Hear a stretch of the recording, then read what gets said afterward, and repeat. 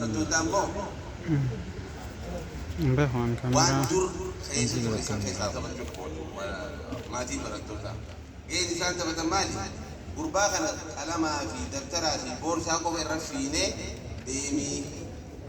gaafiin ta'e hin jirtu jechuudha. Eessa oolee maal baratee kitaaba manni barnootaa siifannee kana keessa hin jirru jechuudha. Midhaan waan saabjektii jedhanii gosa barnootaati jedhani.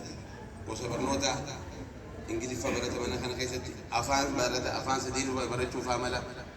bifaami hisaaba barata waan adda addaa baratee ture dhiqaatu barnoota gosa sagaltoo mala jaatoo mala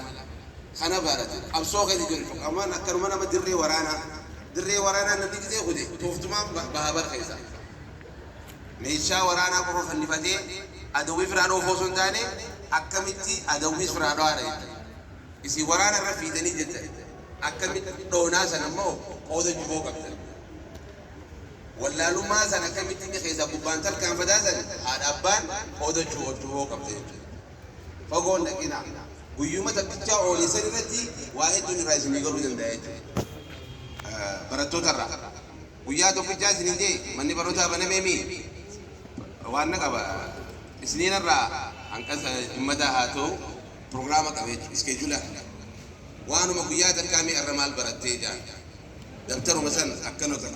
oliigat qaba yookaan immoo ijoollee walirra wayyaa mana keessa jirtimi waan gurbaan kun qaate meelaalii fi kutan hamilee isinii kaayisinu bakka feetan seetaniiti mucaan kun waan inni jiru san galmaan akka goo ni dheebotan dheebuu nama kaayetu maaliif wahi baru jira sa waa baru jira amma fakkeenyaaf waan xarabeezaa kana namni akkaataatti jiru mukarraa muramu muka wal qixxeessee kaan meetiraan as baasee sibiila itti godhee buloona itti godhee waa hedduudhaami barnoonnis akkanu saabjektiin ingiliffaadha akkamitti gurbaan kun qubee akkaataatti qalama qabatee jiru qubee san akkatti itti barreessee jiru waan dhaamsanitti birra barreesse barsiisaan itti kanne si'achuu qaba jechuu sammuu sana irratti